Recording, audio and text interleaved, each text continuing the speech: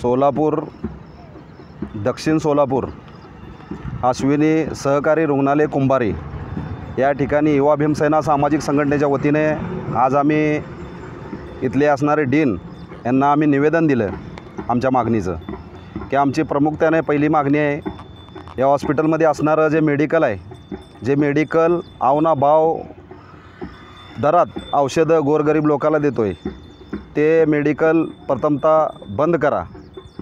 आमची दुसरी मागणी आहे, या ठिकाणी असणारे जे ॲम्ब्युलन्स आहेत, जे ॲम्ब्युलन्स गोरगरीब लोकाला या ठिकाणी लूटमार करतात, पर किलोमीटर 25 रुपये आणि ऑक्सिजनचे 400 रुपये।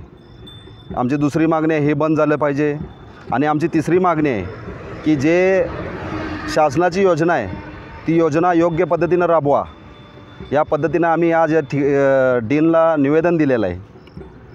या ठिकाणी खरोखर या हॉस्पिटलमध्ये एक गुंडशाही या ठिकाणी चालू आहे।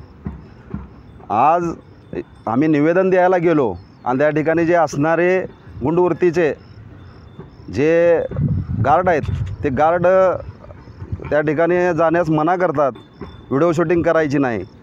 अरे लोकाला कळू द्या ना तुम्ही इथं काय चाललं आहे।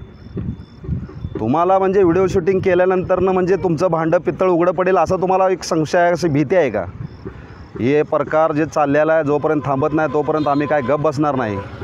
परंतु मला अशी माहिती मिळाली, जो एक जाधव नावाचा हे जो मक्तेदार आहे, जो ॲम्ब्युलन्सचा मक्ता घेतो, त्या मक्तेदाराने बिपिन पटेल यांना वार्षिक 10 लाख रुपये मी देतो असं त्याचं सांगणं आहे। आणि तो 10 लाख रुपये दिल्यानंतरनं या ठिकाणी गोरगरीब लोकाला योग्य पद्धतीनं योग्य दरात ॲम्ब्युलन्सचे दर लावेल का तो? कारण त्याला 10 लाख रुपये तो दिलेला असतं, त्याचा 10 लाख रुपये वसूल करायचा आहे। म्हणजे खरोखर या ठिकाणी खूप मोठ्या प्रमाणात जनतेची, सामान्य लोकांची या ठिकाणी लूटमार चालू आहे। हा डीन तर गुंडवृत्तीचा माणूस असल्यासारखं मला भासवलं, कारण त्याचं बोलणं योग्य नाही, आरेरवीची भाषा या ठिकाणी आहे त्याची। परंतु या माध्यमातून त्यांना सांगतो, जोपर्यंत हा प्रकार थांबत नाही तोपर्यंत आम्ही मागं सरकणार नाही। कारण युवा भीमसेना ही सामाजिक संघटना गोरगरीब जनतेच्या प्रश्नावर हमेशा आक्रमकपणे, निर्भीडपणे शाहू फुले आंबेडकर, अण्णाभाऊ लहुजी वस्ताद साळवे यांच्या विचारावर चालणारी ही संघटना आहे। आम्ही असल्या गोष्टीला भीत नाही। आणि हे जे कोण बड्या नेत्याचं हॉस्पिटल आहे, याला जर असं वाटत असेल की माझं म्हणजे काहीच होऊ शकत नाही, परंतु या माध्यमातून त्यांना इशारा देऊ इच्छितो की जोपर्यंत हा प्रकार थांबत नाही तोपर्यंत आम्ही गप बसणार नाही।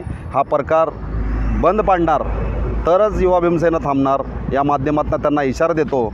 आणि आज या निवेदनाच्या माध्यमातून त्यांना आम्ही मागणी केली आहे, निवेदन दिले की येणाऱ्या 15 ऑगस्टपर्यंत जर आमच्या मागण्या पूर्ण नाही झाल्या तर युवा भीमसेना सामाजिक संघटनेनं एक उग्र पद्धतीचं आंदोलन 15 ऑगस्ट रोजी आम्ही करणार आहे।